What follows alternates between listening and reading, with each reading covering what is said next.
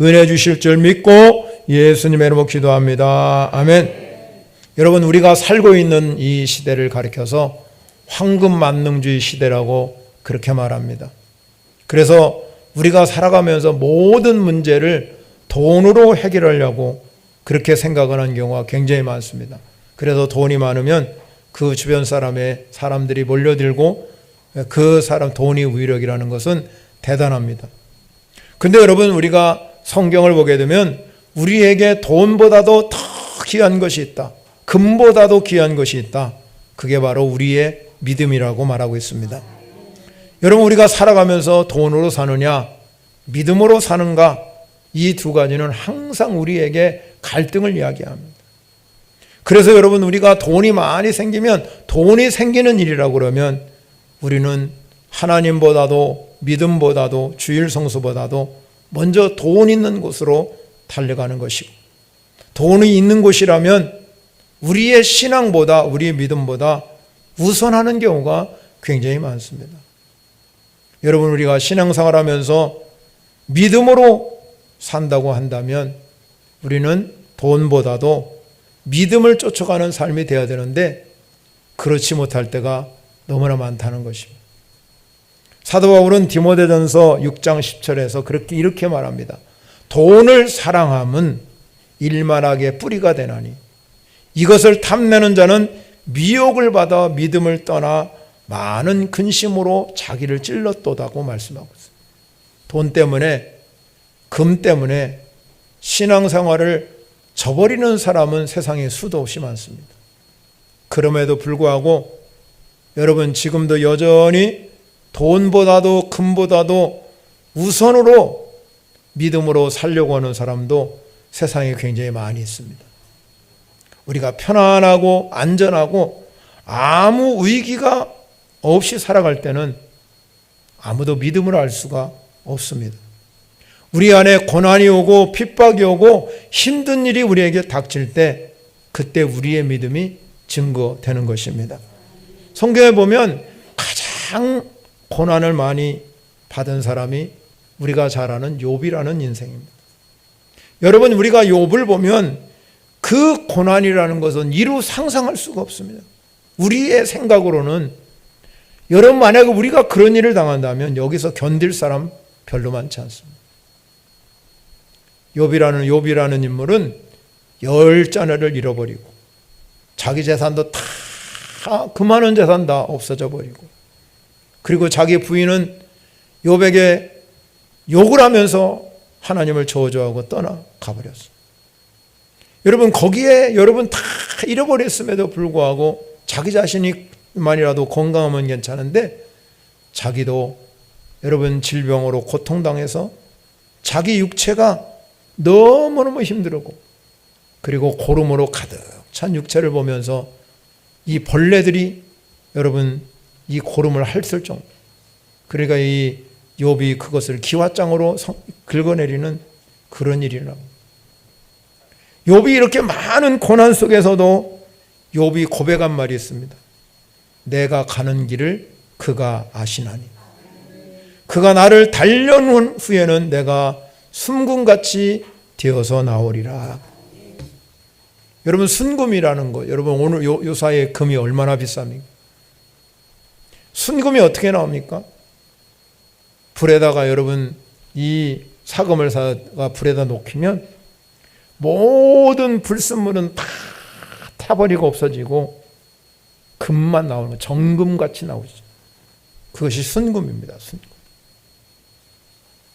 우리의 믿음도 마찬가지입니다. 아무 어려움이 없고 힘든 일이 없을 때는 우리의 믿음이 순금과 같은 믿음이 될 수가 없습니다. 왜 주님이 순금보다도 금보다도 귀한 믿음을 하고 그랬을까? 내가 어려운 순간을 만나면, 힘든 일을 당하면 그때 내 믿음을 알기 때문에 그런 것입니다. 오늘 본문에 그렇습니다. 사도 베드로 시대에 신앙생활을 하면서 지금처럼 편안히 예수 믿는 시대가 아니었어요. 그때는 예수를 믿으면 핍박을 당하고 환난을 당하고 고통 속에 신음하는 그런 신앙생활을 하던 사람들이 바로 여러분, 오늘 여러분이 읽은 베드로전서에 나온 시대의 삶이에요. 그런데 그들은 믿음을 잃지 않았다는 것입니다. 히브리 기자는 이 믿음을 어떻게 증거하고 있냐면 이들이 얼마나 믿음이 좋으냐면 믿음으로 나라를 이기기도 하고 사자의 입을 막기도 하고 불의 세력을 멸하기도 하고 칼날도 피해갔어요. 여러분, 그러한 여러 가지 고문을 받고 힘든 일을 당하고 조롱과 책직, 결박, 옥에 갇히는 그런 시련, 어떤 경우는요 돌로 여러분 그 사람을 죽이는 경우도 있고 톱을 켜놓아서 죽이는 경우, 시험과 칼로 죽임을 당하고 군핍과 환난과 학대를 받는. 그럼에도 불구하고 성경은 우리에게 뭐라고 중개하냐면 이런 사람은 세상이 감당하지 못하리라. 그래서 이런 믿음으로 이들이 세상을 이겨갔습니다. 그들이 만약에 돈을 추구하고 금을 추구하겠으면 예수님을 버리고 갔겠지만 그들은 그거 다 버리고 믿음으로 산 자라는 것입니다. 사랑하는 성도 여러분, 그래서 성경은 우리에게 증거합니다. 믿음 없이는 하나님을 기쁘시게 못한다. 오늘 이 자리에 저와 여러분에게 믿음대로 사는 우리 모두가 되시기를 바랍니다. 예수님께서도 제자들을 향해서 말씀한 게 무엇입니까? 내 믿음대로 될지니라. 믿음이 적은 자여 왜 의심하느냐? 믿음이 적은 것에 대해서 예수님은 끊임없이 권면하고 책망했던 것입니다. 그러므로 우리는 금보다도 귀한 믿음, 이 믿음의 소유자가 된다면 하나님이 여러분을 기억하게 되고 기쁘게 여기는 줄 믿으시기 바랍니다. 뿐만 아니라 우리의 믿음이 금보다도 귀한 믿음이 된다면 우리가 영원도 구원받게 될 뿐만 아니라 여러분의 믿음이 흔들림 없이 굳건히 서서 주님이 주신 은혜 안에서 거하게 되는 역사가 일어날 줄 믿으시기 바랍니다. 그러면 우리가 이 금보다도 귀한 믿음을 우리가 소유하려면 어떤 하나님께서 유익을 주실지 오늘 본문을 통해서 몇 가지 살펴보고자 합니다. 첫 번째는요, 우리가 이 금보다도 귀한 믿음은 여러 가지 시험을 당할 때 하나님께서 능히 이기게 하신다는 것입니다. 사랑하는 성도 여러분, 우리가 신앙생활을 하다 보면요 시험이 여러 가지를 만나게 됩니다. 여기서 말하는 베드로가 말하는 시험은 마귀가 주는 유혹이 아닙니다. 사탄이 주는 유혹이 아니에요.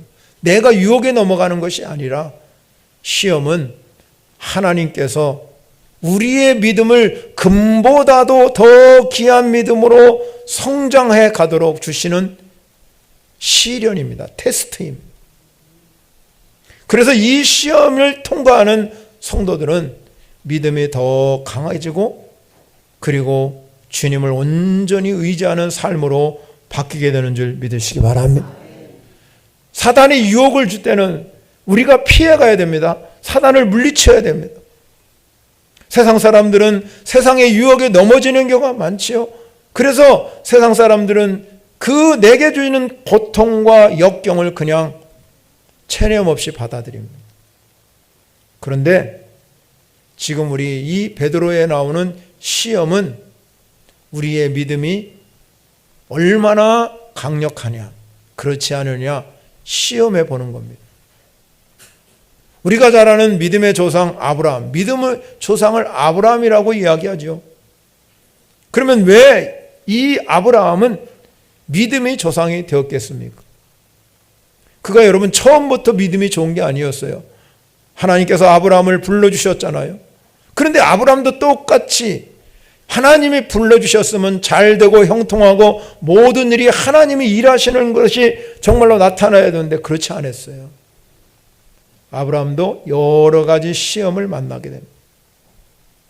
하나님이 그에게 지시한 땅으로 가라 했을 때 거기에 풍족하지 않았잖아요. 그 땅에 기근이 들었어요. 그런데 아브라함은 믿음이 흔들린 거예요. 하나님이 가라한 땅에 갔는데 아무것도 없는 거지요. 기근이 있으니까. 하나님만 바라보지 못하고 그는 저 풍족한 땅 애굽 땅으로 내려갑니다. 거기는 하나님이 지시한 땅이 아닙니다. 그래서 그것에 가서 그는 자기 아내를 빼앗길 뻔하는 그런 일도 벌어지게 되죠. 뿐만 아니라 하나님께서 아브라함에게 100세 아들을 주실 것이라고 약속을 했습니다. 내가 너에게 아들을 줄 것이다. 그런데 그 믿음이 흔들렸습니다. 사라가 자기는 이미 태가 끊겼기 때문에 아무리 하나님이 약속했음에도 불구하고 자기 태가 끝인 것을 알기 때문에 나에게는 아들을 낳을 수가 없다.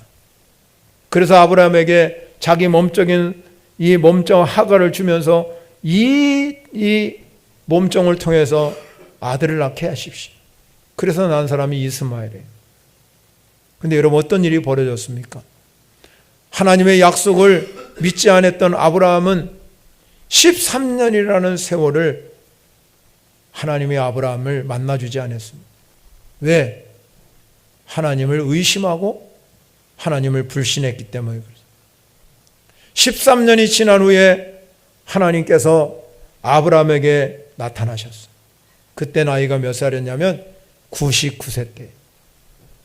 앞으로 1년만 있으면 하나님께서 100세의 아들을 주실 것이라고 약속하기 1년 전에 하나님이 아브라함에게 나타나서 하신 말이 뭐냐면 이 말이었습니다.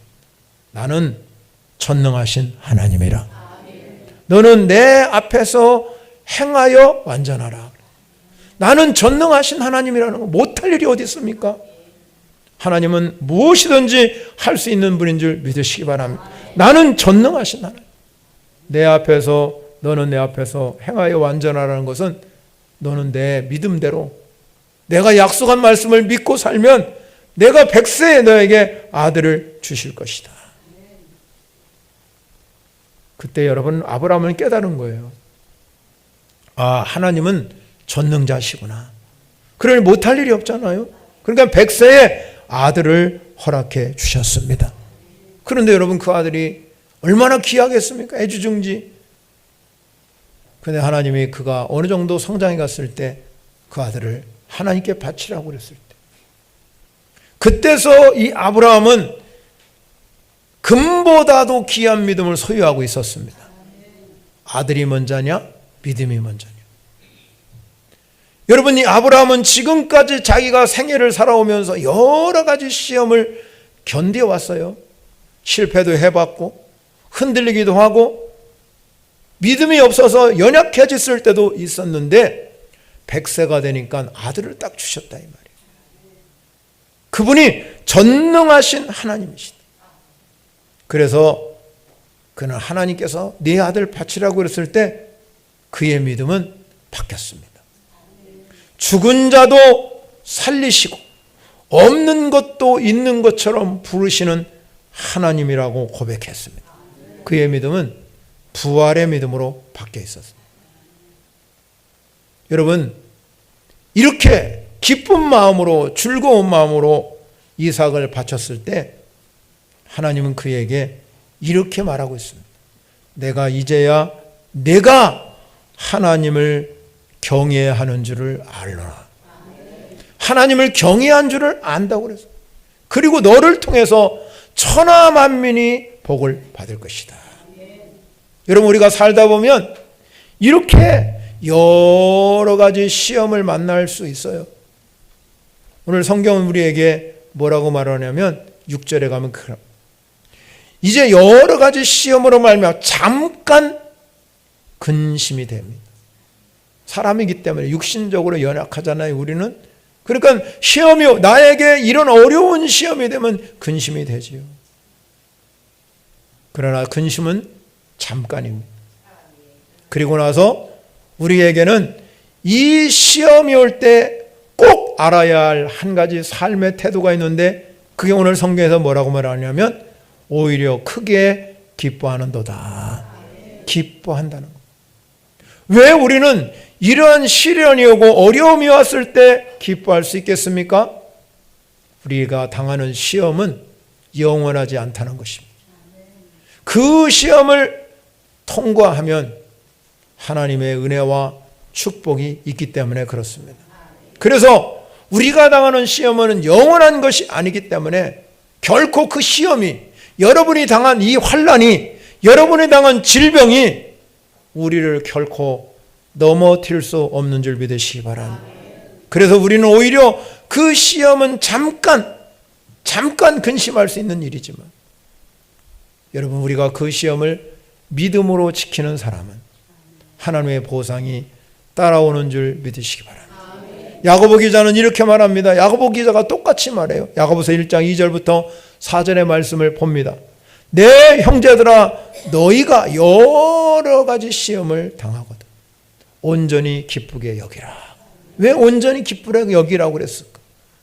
3절에 보면 이렇게 말합니다. 이는 너희 믿음의 시련이 인내를 만들어 내는 줄을 너희가 알미라. 인내를 만들어 내는 줄을 너희가 알미라.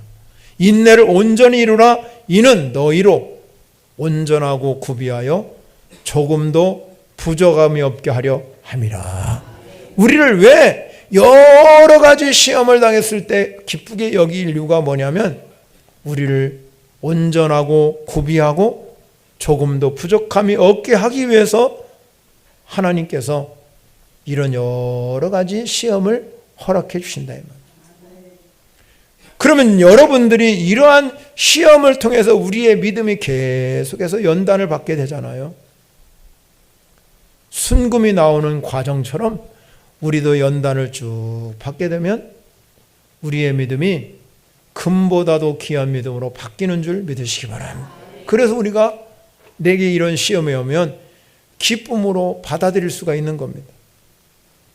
그래서 여러분, 우리의 신앙이 이 여러 가지 환난과 시험에 통해서 우리의 신앙이 점점 성장하게 되고 점점 믿음이 견고하게 바뀌는 역사가 일어날 줄 믿으시기 바랍니다. 그래서 우리의 신앙인들은 고난이 오고 질병이 오고 여러 가지 환난이 와도 우리는 절대로 흔들리지 않는 것입니다.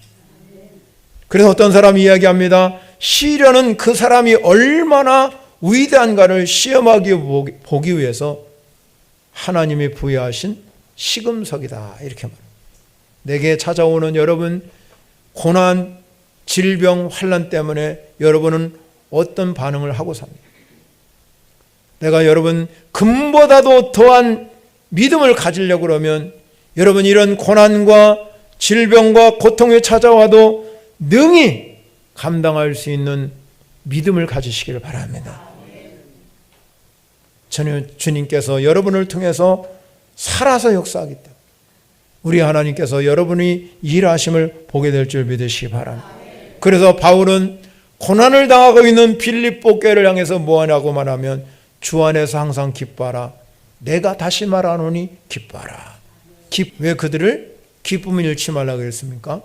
내가 아무리 고난이 오고 질병이 온다 할지라도 그 안에 주님이 계시기 때문에 그렇습니다. 어떤 목사님이 이런 고백을 했어요. 자기가 암에 걸려서 너무너무 힘들더라요. 근데 여러분 그 목사님이 이제 수술을 하고 하는데 하나님께 기도했다. 하나님, 내가 이 암에 걸렸는데 하나님이 치료해 주실 줄 믿습니다. 그렇게 기도하는데 하나님이 저에게 이렇게 말씀하라고, 예, 나도 너와 함께 수술실에 함께 갈 거야. 수술실에 가서 내가 너를 도와줄 거야. 사랑하는 성도 여러분, 우리의 시험이 오고 어려움이 오고 환난이 올 때 왜 우리가 기뻐해야 되느냐? 하나님이 우리 안에 계시기 때문에 그렇습니다. 두 번째 중요한 것은요, 우리가 김보다도 귀한 믿음을 소홀히 하려면 믿음을 즐거움으로 하셔야 되죠. 믿음 생활을 즐거움. 여러분 오늘 본문 베드로전서 1장 8절에 가면 이런 말씀이 나와요. 예수를 너희가 보지 못하였으나 사랑하는도다. 이제도 보지 못하였으나 믿고 말할 수 없는 영광스러운 즐거움으로 기뻐하니라고.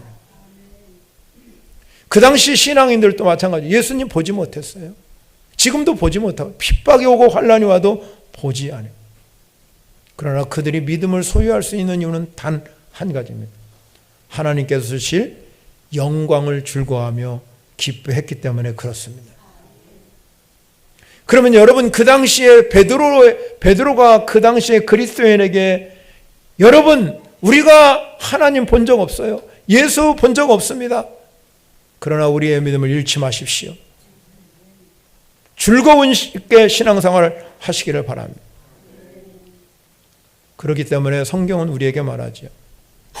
보지도 못했는데 그들이 믿었고 지금도 보지 못했지만 그런 환난이 오고 고난이 온다 할지라도 믿음을 갖고 산다는 것은요 대단한 일이잖아요. 그런데 여러분 그 믿음만 갖고 사는 것이 아니라 그 믿음을 더 즐거워하고 기뻐하고 산다는 것입니다. 여러분 운동장에 나가서 경기하는 선수들이 얼마나 여러분 떨리고 그렇습니까? 그러니까는 감독이나 코치들이 꼭 당부하는 말이 있습니다. 그게 뭐냐면 너희들 경기장에 나가서 경기를 여러분 막 두렵고 떨린 마음으로 막 그렇게 하는 게 아니라 즐기라고 합니다. 경기를 즐기라고. 그래야 즐기는 사람을 이길 수가 없거든요. 경기를 즐기는 사람하고 막 그냥 이거 어떻게 이겨야 되겠다 설레는 막 그렇게 하는 거하고는 전혀 다릅니다. 우리의 신앙생활도 역시 마찬가지입니다.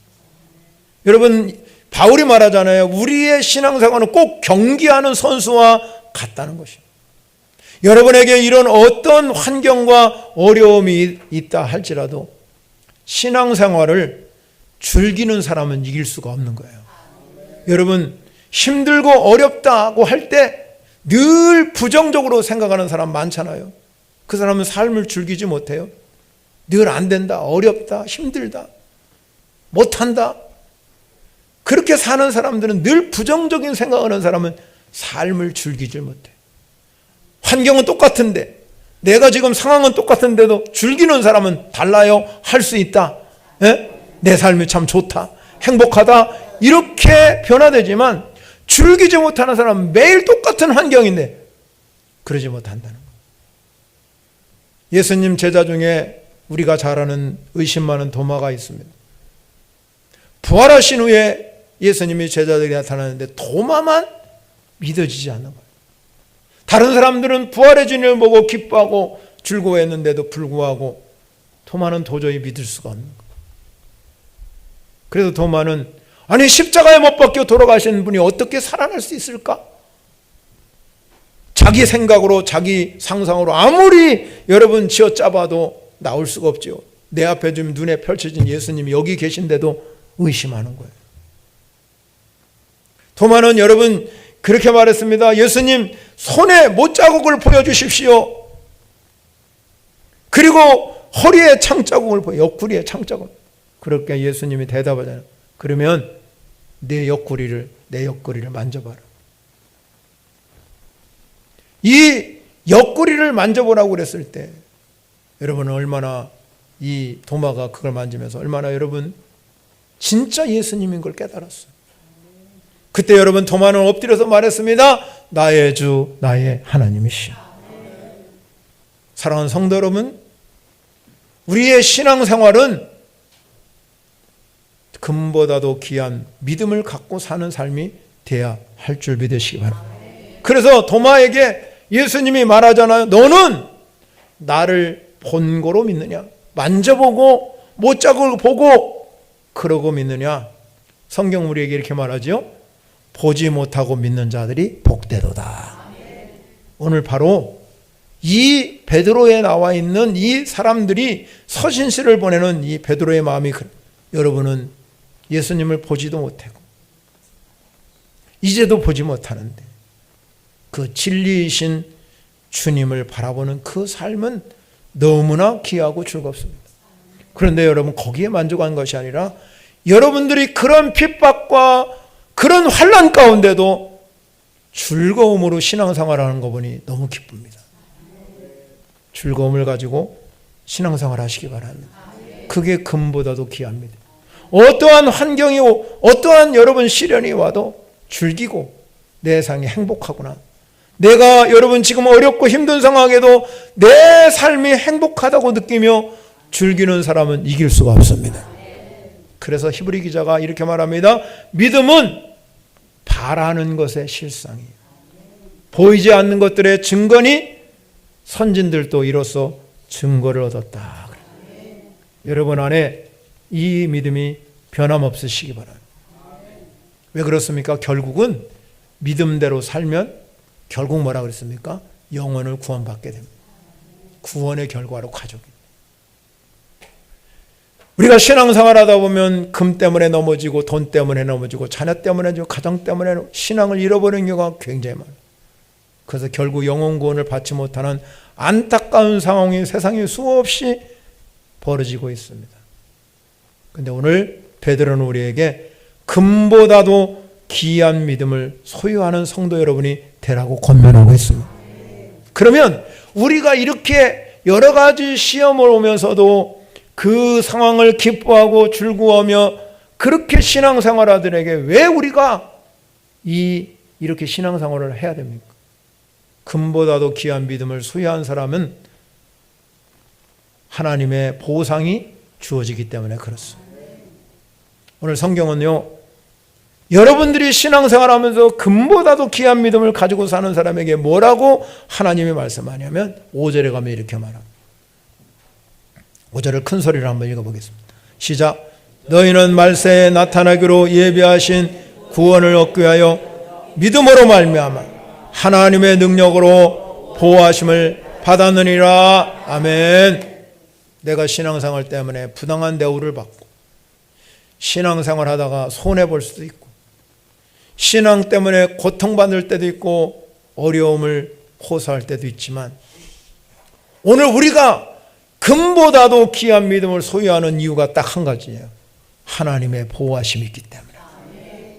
여러분, 하나님은 끝까지 여러분을 보호해 주십니다. 오늘 본문에 하나님의 보호라는 단어는 전쟁에 쓰는 용어예요. 적으로부터 공격해 오는 이 일이 일어날 때 그 도시에 있는 시민을 보호하기 위해서 만든 요새와 같은 것이. 아무리 공격을 해도 그 요새는 무너지지 않는 것이.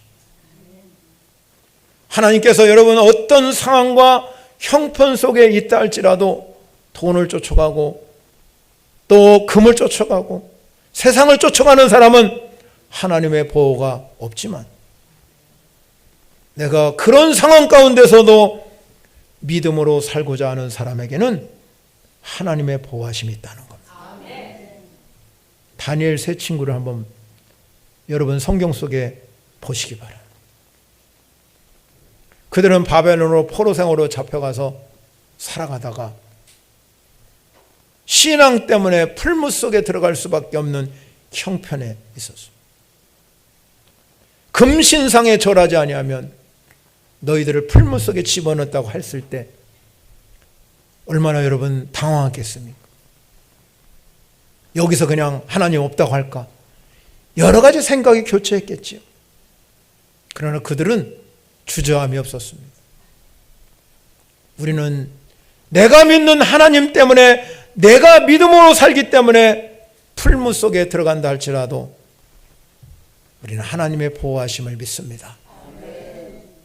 그러면서 이렇게 말했습니다. 왕이여, 우리가 섬기는 하나님이 계시다면 우리를 맹렬히 타는 풀무 속 가운데 서서 능히 건져 내시겠고 왕의 손에서도 건져 내시리라.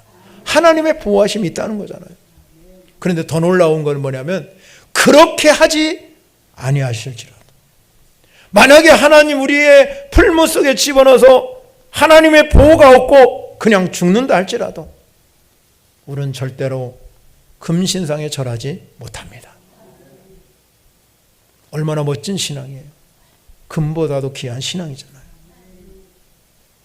여러분, 다니엘 세 친구만 그런 게 아니라 다니엘도 마찬가지예요. 그는 총리가 돼서 많은 사람들로부터 여러분 시기를 당하고 고소함을 당하고 아무리 다니엘에게 흠을 찾아보려고 해도 흠이 없는 사람이 다니엘이잖아요. 그는 신앙으로 사는 사람이에요. 그런데 여러분, 그 신하들이 이 다니엘을 어떻게 하든지 사자굴에 죽이려고 마음을 먹었어요. 그런데 이렇게 다니엘이 말합니다.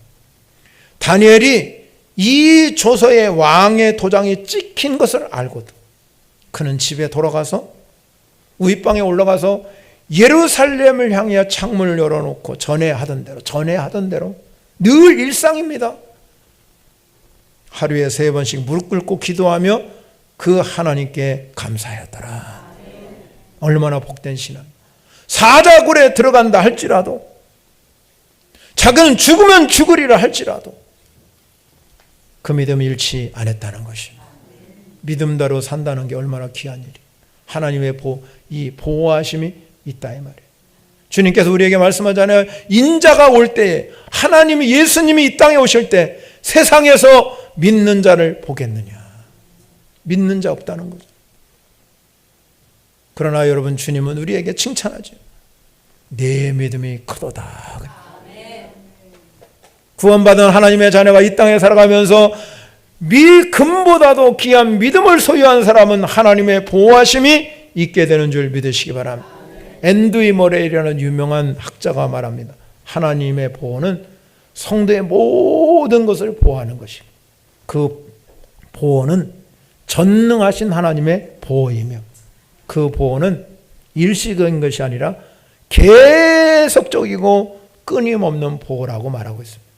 그렇습니다, 여러분. 전능하신 하나님께서 여러분을 한순간도 눈을 떼지 아니하시고 불철주야 하나님의 보호하심과 인도하심이 있는 줄 믿으시기 바랍니다. 그래서 다윗이 고백한 것처럼 내가 사망의 음침한 골짜기를 다닐지라도 해를 받지 않는 것은 주께서 나와 함께 하심이라. 주님이 함께 하기 때문에 여러분 우리를 보호해 주시오. 예수님이 승천을 하려고 하면서 하신 말씀이 내가 세상 끝날까지 내가 너와 항상 함께 하리라. 하나님의 보호하심이 있는 줄 믿으시기 바랍니다. 한 가지 더 중요한 게 있어요. 여러분이 금을 선택하느냐 믿음을 선택하느냐. 믿음을 선택하는 사람에게 또 하나 해주신 하나님의 복된 열매가 있어요. 그게 7절 마지막 예수 그리스도께서 나타나실 때에 칭찬과 영광과 존귀를 얻게 할 것이니라. 그렇습니다, 여러분. 사람에게 여러분 칭찬받아도요 굉장히 위로를 받습니다. 여러분 다른 사람한테 칭찬받아요. 여러분의 자녀를 칭찬 얼마나 위로가 됩니까? 오늘 SNS가 발달해가지고 유명한 사람들, 연예인들 악성 댓글 때문에 여러분 악성 댓글이 달려가지고 가서 죽는 사람도 수없이 많습니다. 근데 여러분 주님이 오실 때, 예수 그리스도가 나타나실 때 하나님 우리를 칭찬해 주신다는 얘기잖아요. 뭐라고 칭찬할까요? 너 참 잘 살았어. 너 멋있게 신앙생활했어. 너는 주님 위해서 일했어. 묵묵히 지금까지 나를 보면서 온 너를 주님에 딱 안아주시지 않을까. 그런데 여러분 금으로 따라가는 사람은 주님이 외면합니다. 주님 반드시 다시 오십니다. 주님 반드시 다시 오신다고 주님이 나타나실 때 여러분 주님이 여러분을 품에 안으시면서 너무너무 잘했다. 너무너무 참 귀하다. 칭찬받는 성도 여러분이 되시기 바랍니다. 얼마나 멋있어요? 주님이 칭찬해 주십니다. 성경에 보니까 그렇게 말합니다. 구름같이 쌓인 허다한 증인들이 우리를 보고 있대요. 경기장에서 운동하는 선수들이요, 구름 같은 간증에 와서 막 박수 치면서 막 응원해봐요. 심장이 막 그냥 얼마나 쿵쾅거리는지 몰라요, 여러분. 그 자리에 한번 들어가 보세요. 그래서 여러분 경기장에 가는 거예요. TV에 볼 때는 그냥 그거만 나오지만요, 경기장에 가서 여러분 경기를 보는 그때의 그 울림이라는 건요, 현실감이 너무나 충만한 거예요. 주님 오실 그날에 그와 똑같아요. 여러분을 하나님이 칭찬하는 역사가 일어나시길 바랍니다. 잘했다. 착하고 충성됐다. 묵묵히 주를 위해서 일했다. 여러분 반드시 하나님의 칭찬이 있는 것을 꼭 기억하셔야 돼요. 또 하나는요, 영광과 존귀의 영광. 로마서 8장 18절에 가면 현재 고난은 장차 우리에게 나타날 영광과 비교할 수 없다는 거예요. 여러분 하나님의 영광을 어디다 비교하겠습니까? 오늘도 우리가 살아가면서 중요한 게 뭐냐면 하나님의 영광을 위해 살려고 노력하잖아요. 믿음을 지키려고 노력하는 이유가 무엇이냐면 하나님의 영광이 나를 통해서 나타나야 하기 때문에. 그래서 내가 그 어려움 속에서도 끝까지 믿음을 지키려고 하는 이유가 거기에 있는 거예요. 여러분 때문에 하나님의 영광이 나타나시기를 바랍니다. 뿐만 아니라 여러분 우리에게 존귀를 주신, 하나님 우리를 보배롭고 존귀한 존재로 세워주신 줄 믿으시기 바랍니다. 여러분 저 밀림에 가면 추장들 있잖아요. 부족의 추장이 있어요. 그 부정의 추장이 되려면, 덕망받고 존경받는 부장의 추장이 되려면 어떻게 해야 되냐면요, 이 물과 불의 시련을 이겨야 겪어야 하고요. 어디에 보니까 이렇게 말하고 있냐면 맨손으로 가서 막 짐승도 쓰러뜨려야 되고 곰도 싸워서 이겨야 되고, 그래야 추장으로 그 부족에서 가장 덕망 있고 존귀한 추장으로 추대를 받을 수 있다. 하나님 여러분에게 칭찬과 영광과 존귀를 주시기를 원하시는데, 금보다도 귀한 믿음을 끝까지 지키는 사람, 금을 따라가지 아니하고 믿음을 따라가기를 원하시는 그 사람, 하나님 그 사람에게 칭찬과 영광과 존귀를 얻게 하실 줄 믿으시기 바랍니다. 하나님의 보상은요 너무너무 크고 놀라워요. 주님 나라에 가서 여러분 어떤 부흥회 때 말한 것처럼 여러분 개털모자 받을 것입니까? 면류관 받을 것입니까? 그건 비유지만 우리의 삶이 어떻게 변화되는가는 알 수 있잖아요. 믿음대로 사는 사람하고 적당히 사는 사람하고 같겠습니까? 보상이 달라요. 여러분 우리의 삶의 현장에서도 달라요. 그래서 우리는 오늘 베드로가 말하는 금보다도 귀한 것이 믿음이다. 세상 사람들은 금을 따라가지만 우리는 그래서 믿음대로 살기를 원하는 겁니다. 여러분의 믿음이 얼마나 귀한가를 깨달으셔서 이 믿음 끝까지 지켜서, 오늘 9절의 마지막에 결론이 뭐냐면 믿음의 결국은 곧 영원 구원을 받음이라. 여러분이 끝까지 이 구원을 잃지 않으려고, 이 구원을 가지고 내 안에 예수 그리스도 그분으로 만족하고